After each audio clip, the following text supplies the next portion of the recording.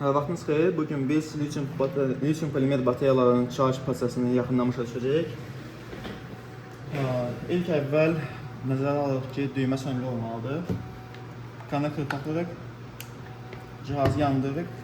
Bu arada bizdə paralel olaraq iki lityum polimer batareyanın şarjını dəstəkləyir eyni vaxtda. Batareya 1 və batareya 2. Burada solda və sağ tərəfdə yazılır batareya 1 və batareya 2. Konnektorlara qoşulub, qara mənfi, qırmızı müsbət default olaraq bunlara nəzarət etmək lazımdır. Çünki əks halda yanğın baş verə bilər. Çox təhlükəli bir momentdir. Konnektoru qoşduqdan sonra paralel olaraq konnektorun çekerinə qoşulub. Çekeri nəzərə alırıq. Burada bir yol var taxılmağın cəmi cümləsi, üstü baş taxılsız və burada maksimum 6 S qədər dəstəkləyir batareyaları. Taxıldıqdan sonra növbəti bölümə keçirik. Lityum polimer batareya. Əgər sizdə burada başqa bir batareya varsa, tutalım, başqa minussa, nikel metal hidrit, nikel astik və yaxud digər bölmələrdirsə, buradan manual olaraq qayıtsız lityum polimer batareyalar. Bizə sırf bu lazımdır. Mən bunu nümunə kimi burada göstərmişdim. Bizdə birinci batareya olduğundan üst menüdə işləyirik.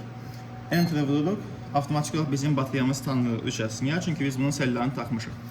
Növbəti addımda burada charge məsələsi var. Bizim batareya 6000 mAh, yəni 6 amperdir deyə biz bunu 6 amperlə belə 1 saat ərzində şarj edə bilərik. Məsləhətli deyil amma. Normalda məsləhətlidir batareyanın yarısını vermək. Uzun müddətli olur amma keyfiyyətli şarj olunur. Sizdə çox güman ki 1.1 amperlik, 1.2 amperlik batareya olacaq, 1200 mAh. Ona görə də siz 1.1 amperlə yaxud 1 amperlə ən idealda şarj edə bilərsiniz. Burada digər modlar var, Li-HV, Li-On.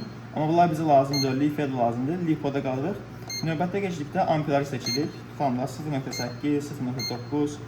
Keçidin prosesi çox asandır. Enter'ı basırsınız və dəyişir. Li-Pod'un variantı dəyişmir, çünki özünüz taxdıqda avtomatik olaraq özü tanıyır Li-Pod'u. Tutalım 1 amper qoyuruq və burada ən əsas vacib şey ki, balans modundadır bu dəqiqə. Balans modu nədir? Bütün selləri eyni vaxtda doldurur, paralel doldurur və sellərin arasındakı voltaj fərqi olmur. Basıb sıxırıq. Charge getdi. OK. End volume. Konfirm edirik.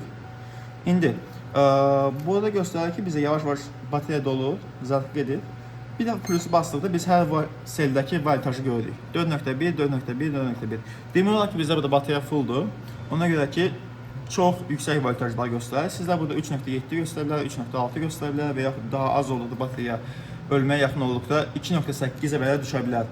Bu təhlükəli voltajlardır. Nəzərə alın ki, normalda nominal olaraq batareya 3.7 voltdan aşağı düşməməlidir. Diqqətinizə görə minnətdarıq.